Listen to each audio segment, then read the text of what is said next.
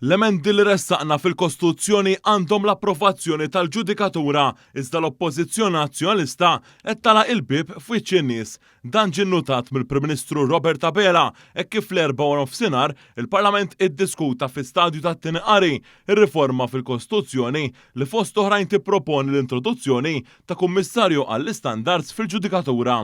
Lillejla għandna partit politiku li minn ġolo l-istituzzjoni tal-pajjiż irid iwaqqa il-kelma tal-ġudizzjarju. Wieħed mit-branki ewlenin tal-Istat. U din hija xi ħaġa sur kap tal-Oppożizzjoni li vera għandkom għax tistħu minnha għax għandna l-ġudikatura li tgħidilna morru leġislaw u għamlu metodu ta' dixxiplina fuq il-ġudikatura. Il-ġudikatura nnifiset tgħidha din ħalli aħna nkunu kontabbli lejn il-poplu u ma jkunx hemm dubju dwar it-trasparenza tagħna. U intom lill-poplu qed issabtulu l-bib f'wiċċu. U dak li l-ġudikatura stess tittimponi fuq għan-nifis, intom qed tgħidulu aħna ma rridux nagħmluh.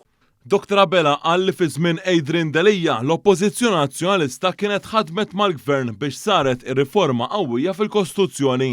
Fi żmien li wkoll saru riformi massiċċi fosthom fil-mod kif jinħatar il-President, il-Prim Imħallef u l-Kummissarju tal-Pulizija fost oħrajn.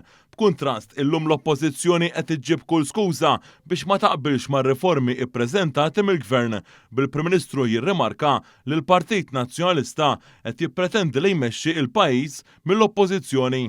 Però r-realtà minn dak li smajt li l-Oppożizzjoni llejla titkellem huwa meta wieħed jasar dak li qal il-kap tal-Oppożizzjoni huwa li l-Oppożizzjoni titmexxi l-Gvern meta qiegħda l-Oppożizzjoni. Fil-Parlament il-Prim Ministru spjega kull emenda li l-Gvern qed jipproponi biex tiżdied l-effiċjenza fil-qrati. Qal li vot kontra mill-Oppożizzjoni għal din l-emenda kostituzzjonali se taffettwa lil eluf ta' nies li fost oħrajn iridu jistennew aktar quddiem il-qrati ta' pajjiżna. Il-Prim Ministru innota li l-Oppożizzjoni se tivvota kontra jinħoloq il-Kummissarju għall-Istandards fil-Ġudikatura. Hawnhekk Dr. Abela spjega li l-vot dwar din il-liġi tgħaddi b'maġġoranza sempliċi. Verament kienet xi ħaġa li jiena ammirajt li kienet il-ġudikatura nnifisha li ġiet għandna u qalt nisma' dan ir-rimedju leġislattiv tidu ddaħħluh ħalli aħna jkollna skrutinju ġdid fuqna ta' kontabbilta lejn il-poplu. U inti llejla lill-poplu qed tgħidlu dak li l-ġudikatura tagħna stess trid, inti qed tgħidlu lejn il-poplu. Issa tiġi xi ġiem oħra u tmorru tħabbtu jdejkom fuq sidirkom u tgħidu rule of law u aħna l-partit tas-saltna ta' dritt din issa meta ġejna l-prova llejla tas-saltna ta' dritt qed turu li intom l-iktar partit kontra il-vera riformi li jsaħħu s-saltna ta' dritt. Intom l-Oppożizzjoni tas-saltna ta' dritt. Sa dan it-tant fid-diskussjoni parlamentari dwar dawn ir-riformi tkellem ukoll il-Ministru għall-Ġustizzja Jonathan Attard li qal li mill-2013 il-Gvern żied 17 membru ġdid fil-Ġudikatura waqt li f'din il-leġislatura biss żdiedu 12 ġodda. Dan wassal biex bħalissa pajjiżna għandu l-akbar korp tal-Ġudikatura fl-istorja.